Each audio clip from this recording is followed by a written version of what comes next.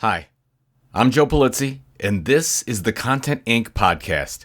5 minutes every Monday for content creators who desire to be content entrepreneurs.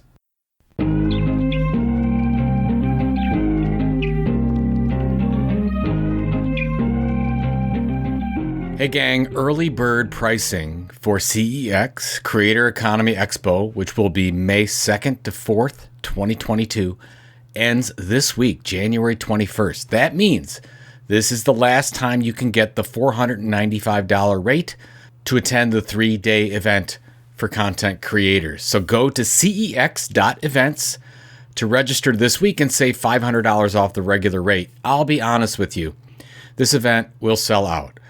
I want you, one of my devoted Content Inc. listeners, to be there. So if you're a content creator trying to build audience, drive revenue, get better at content operations, or figure out the whole Web3 thing, we're going to have over 50 sessions just for you at the Arizona Grand Resort, a simply amazing place to have an event, bring your significant other, and go to cex.events to get your discounted ticket this week. I guess the question we're all talking about today is, does size matter?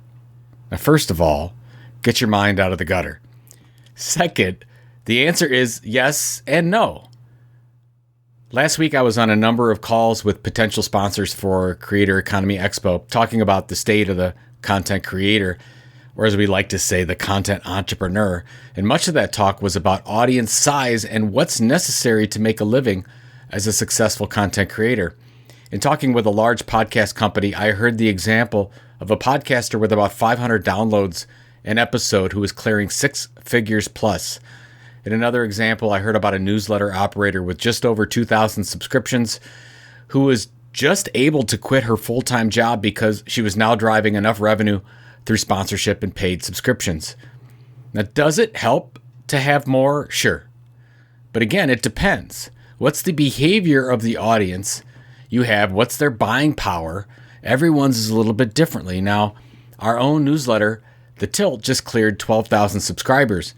When I talk to sponsors about this, they are most interested in the open rate and the click-through rate. Our open rates are way over 30% per issue, and our click-throughs are around 6%, which is crazy high. Now, that really gets their attention. This means our audience is very engaged. They open up their emails and they click through to content when it's relevant.